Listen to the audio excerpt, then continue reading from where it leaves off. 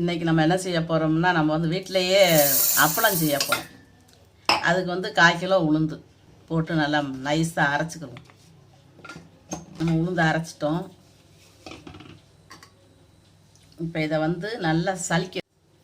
இப்போ நம்ம அரைச்ச மாவை வந்து சலிக்கணும். இது நம்ம 2-3 தடவை அரைக்க வேண்டியது வரும். ஏன்னா இது வந்து நமக்கு நெருன்னு இருக்கும். நைஸான மாவாக வேணும். அதனால் நம்ம மிக்சியில் அரைச்சி நம்ம கொஞ்சமாக இருக்கிறதுனால மிக்சியில் அரைக்கிறோம். 1 கிலோ உளுந்து அரைக்கணும்னா நம்ம மிஷினில் போய் அரைக்கலாம். இந்த அளவுக்கு மாவு வந்து நல்லா நைஸாக இருக்கணும். நம்ம உளுந்தை வந்து இந்த அளவுக்கு மாவு அரைச்சி வச்சுருக்கோம்.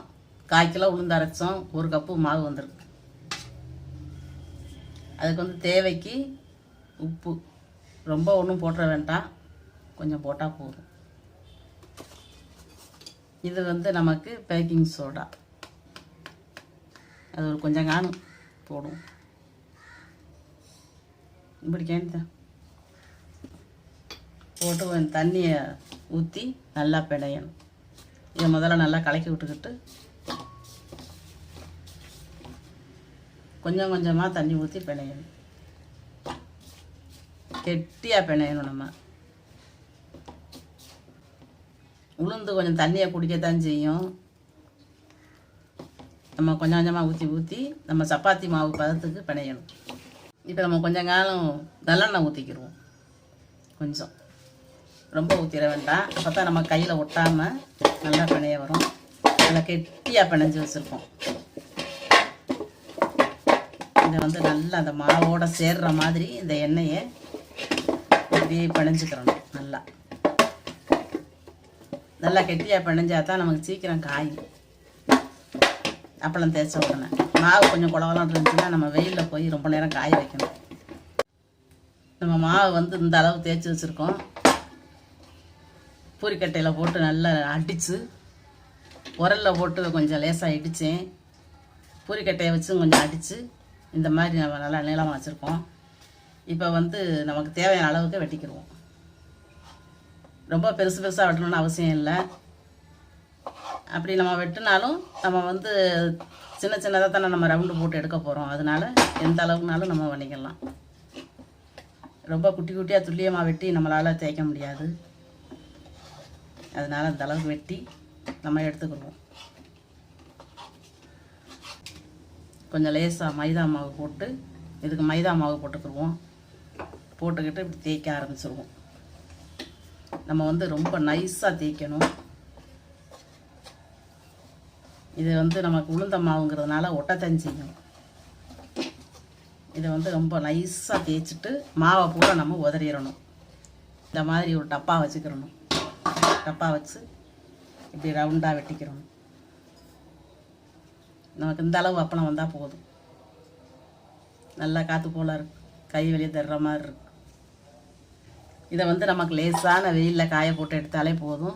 அப்படி இல்லைன்னா நம்ம காற்றாடி காற்றுல வீட்டிலேயே காய போட்டுடலாம். நம்ம அப்பளம் எல்லாம் தேய்ச்சி முடிச்சிட்டோம். கொண்டு போய் மொட்டை மாடில் போய் இதை காய வைக்க போகிறோம். ஒரு 1/2 மணி நேரம் காய்ஞ்சா போதும். ரொம்ப காயணும்னு அவசியம் இல்லை. இதை வந்து உடைக்கும் போது இப்படி சடக்குன்னு உடையிற மாதிரி இருக்கணும். அப்பளத்தை வந்து நம்ம நல்லா காய போட்டு எடுத்துகிட்டு வந்துட்டோம். ரொம்ப ஒன்றும் காயலை, பரவாயில்லாமல் காய்ஞ்சாலே போதும். உடையிற அளவுக்கு இருக்குது.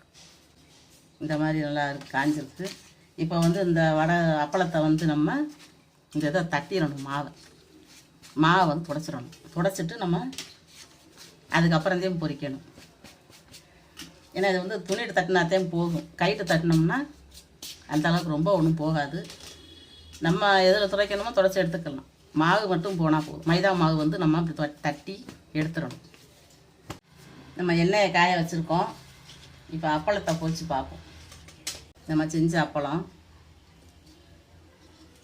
எப்படி வருதுன்னு பார்ப்போம்.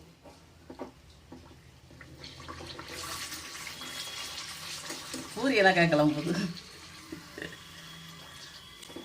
பூரி எனக்காக வந்துருச்சு. கொஞ்சம் லேசாக இதை அமுக்கி போடணும் போல. இது 2வது அப்பளம். இதை அமுக்கி பிடிச்சிக்கிடுவோம். கிளம்ப விடாமல் அமுக்கி பிடிச்சிருவோம்.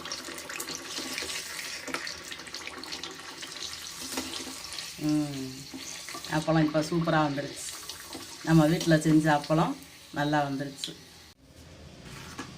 நல்லா அப்பளம் நம்ம வீட்டில் செஞ்ச அப்பளம் அது ஒரு அரை மணி நேரத்துக்குள்ளே செஞ்சு பிடிச்சாச்சு. நல்லா பொறுன்னு நல்லா இருக்குது. இதான் வந்து பொசுன்னு கிளம்பிடுச்சு. ஆனால் இன்னும் வந்து நம்ம இன்னும் நல்லா வெயில் அடிக்கும் போது இன்னொரு தடவை காய வச்சு டப்பாவில் எடுத்து வச்சுக்கிறணும். எடுத்து வச்சுக்கிட்டோம்னா இன்னும் நல்லாயிருக்கும். பூரி போல் கிளம்பி வந்துருச்சு.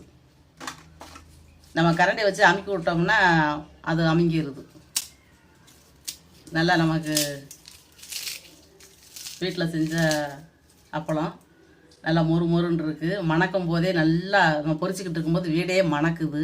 நல்லா சூப்பராக இருக்குது. திங்கிறதுக்கு நல்லாயிருக்கும். இந்த மாதிரி நீங்களும் செஞ்சு பாருங்கள். அந்த வீடியோ பிடிச்சிருந்துச்சுன்னா லைக் பண்ணுங்கள், ஷேர் பண்ணுங்கள், சப்ஸ்கிரைப் பண்ணுங்கள். பக்கத்தில் இருக்கிற பெல் பட்டனை அமுக்கி விட்ருங்க.